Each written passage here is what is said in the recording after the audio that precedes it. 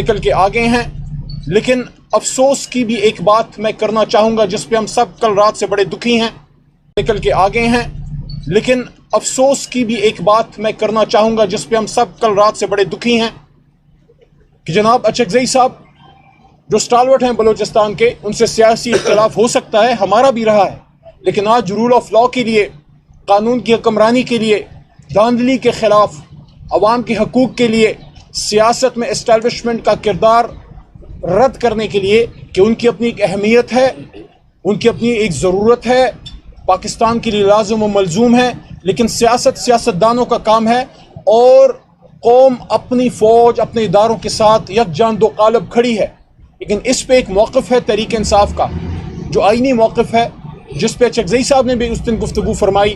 کہ ہم چاہتے ہیں کہ ہم آئین کے مطابق اس ملک کو چلائیں۔ ان کی گفتگو سے کسی کو سیاسی اختلاف ہو سکتا ہے، لیکن کل رات جو ان کے گھر پہ چھاپا مارا گیا، جو ایک زیادتی کی گئی، جو ان کے وہاں گارڈز کو بھی اٹھایا گیا، اس پہ پاکستان تحریک انصاف کی پارلیمنٹری پارٹی جو اس وقت سنی اتحاد کونسل کے نام سے عارضی طور پہ پارلیمان میں ہے، ساتھ میں ہمارے چیف عامر ڈوگر صاحب، جنرل سیکرٹری جناب عمر ایوب خان صاحب، فاؤنڈنگ چیئرمین عمران خان صاحب کی جانب سے سٹنگ چیئرمین جناب بیرسٹر گور صاحب، اور ہماری تمام پاکستان تحریک انصاف اس کی پرزور مذمت کرتی ہے، اور ہم یہ سمجھتے ہیں کہ اس طرح کے معاملات سے ایشوز حل نہیں ہوں گے۔ جذبات میں آئے بغیر ٹھنڈے دماغ سے بیٹھ کے ہم پاکستان کے مسائل کا حل اس پارلیمان میں حل کر سکتے ہیں، جو ہمیشہ اچکزئی صاحب بھی یہ بات کرتے تھے، عمران خان صاحب بھی یہ بات کرتے ہیں، اور شومئی قسمت میاں نواز شریف صاحب اور زرداری صاحب یہ بات کرتے تھے، لیکن اس پہ عمل کرنا ان کا ندارت۔ بہرحال انشاءاللہ ہم پر امید ہیں، آخری بات، کہ یہ فیصلہ عمران خان صاحب کا پاکستان کے لیے ایک بہت دیر پا بہت بہتر ہوگا، جمہوریت کی بقا اور استحکام کے لیے، اور انشاءاللہ ہم پر امید ہیں کہ ہم اصلی ووٹ فارم 45 والے ووٹ سے انشاءاللہ اچکزئی صاحب کو صدر بنائیں گے، اور اس میں ہمارے تمام اکائیاں، ہمارے تمام صوبوں سے ہمارے ایم پی اے صاحبان، مرکز سے، ہر جگہ سے ہمیں انشاءاللہ ہمارے جماعت سے سپورٹ ملے گی۔ میں درخواست کروں گا اچکزئی صاحب سے، اس کے بعد چیف وپ صاحب بھی کھڑے کہ تھوڑا سا اپنے خیالات کے اظہار کیجیے گا۔ بسم اللہ۔ اچکزئی صاحب منظور ہوئے نہیں، کوئی اعتراض نہیں تھا۔ فربلس سے اعتراض جس طرح ہوتے رہتے ہیں، ظاہر ہے کسی نہ کسی کو تو پاکستان کی یگانگت اور اتحاد سے تکلیف تو پہنچے گی نا۔ علی محمد صاحب مفاہمت کی سیاست جو عمران خان صاحب نے ابھی شروع کی ہے وہ 2018 میں کیوں نہیں کی، اور جو لقابات، جو الفاظات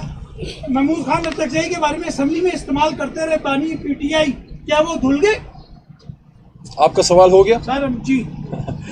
اگر ہم اسی طرح دائروں میں سفر کریں گے تو ہم تو لڑتے رہیں گے، 25 کروڑ رولتے رہیں گے۔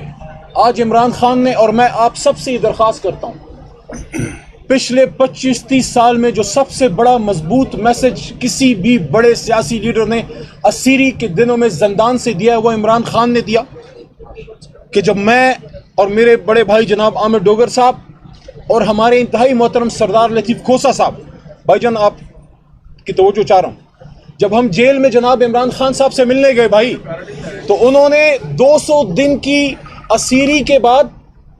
اور بدن میں گولیاں کھانے کے بعد اور اپنے گھر پہ ذاتی حملے ہونے کے بعد اور 1500 سال میں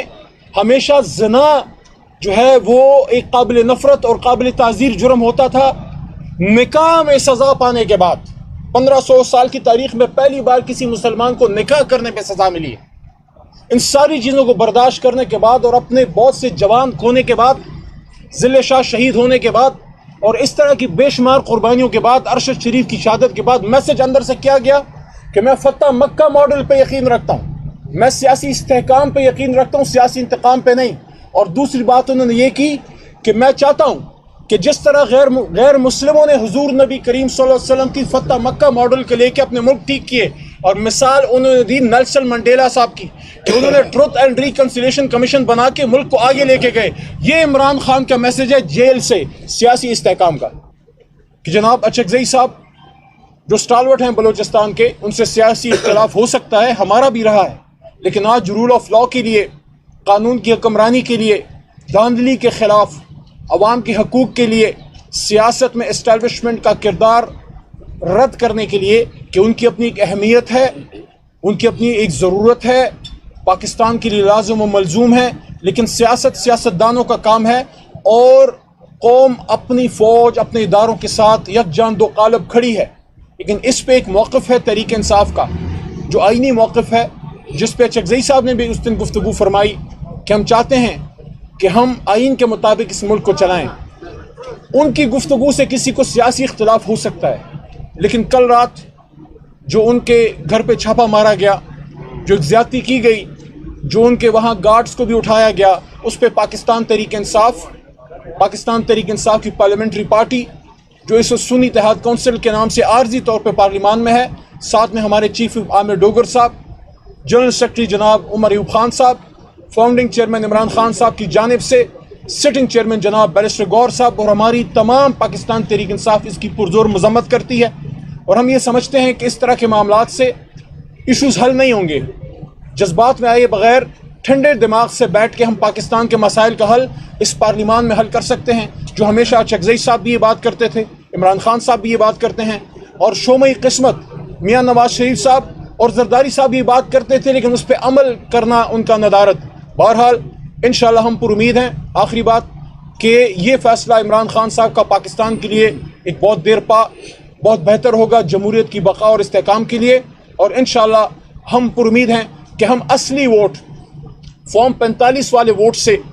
انشاءاللہ اچکزئی صاحب کو صدر بنائیں گے، اور اس میں ہمارے تمام اکائیاں، ہمارے تمام صوبوں سے ہمارے ایم پی اے صاحبان، مرکز سے، ہر جگہ سے ہمیں انشاءاللہ ہمارے جماعت سے سپورٹ ملے گی۔ میں درخواست کروں گا چکزئی صاحب سے، اس کے بعد چیف وپ صاحب بھی کھڑے کہ تھوڑا سا اپنے خیالات کا اظہار کیجیے گا۔ جی بسم اللہ۔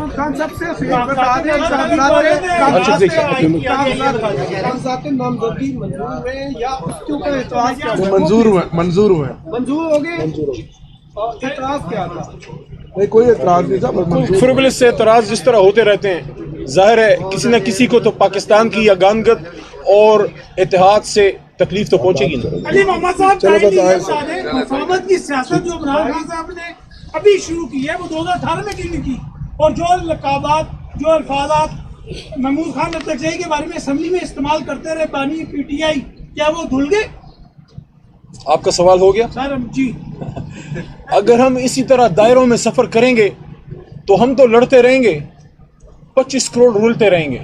آج عمران خان نے اور میں آپ سب سے یہ درخواست کرتا ہوں، پچھلے 25-30 سال میں جو سب سے بڑا مضبوط میسج کسی بھی بڑے سیاسی لیڈر نے اسیری کے دنوں میں زندان سے دیا ہے وہ عمران خان نے دیا،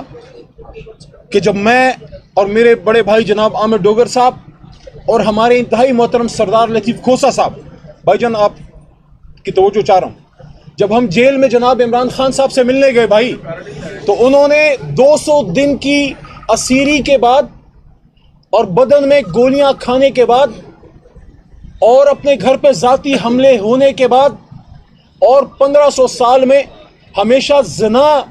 جو ہے وہ ایک قابل نفرت اور قابل تعزیر جرم ہوتا تھا، نکاح میں سزا پانے کے بعد 1500 سال کی تاریخ میں پہلی بار کسی مسلمان کو نکاح کرنے پہ سزا ملی ہے۔ ان ساری چیزوں کو برداشت کرنے کے بعد اور اپنے بہت سے جوان کھونے کے بعد، ذل شاہ شہید ہونے کے بعد اور اس طرح کی بے شمار قربانیوں کے بعد، ارشد شریف کی شہادت کے بعد میسج اندر سے کیا گیا کہ میں فتح مکہ ماڈل پہ یقین رکھتا ہوں، میں سیاسی استحکام پہ یقین رکھتا ہوں، سیاسی انتقام پہ نہیں۔ اور دوسری بات انہوں نے یہ کی کہ میں چاہتا ہوں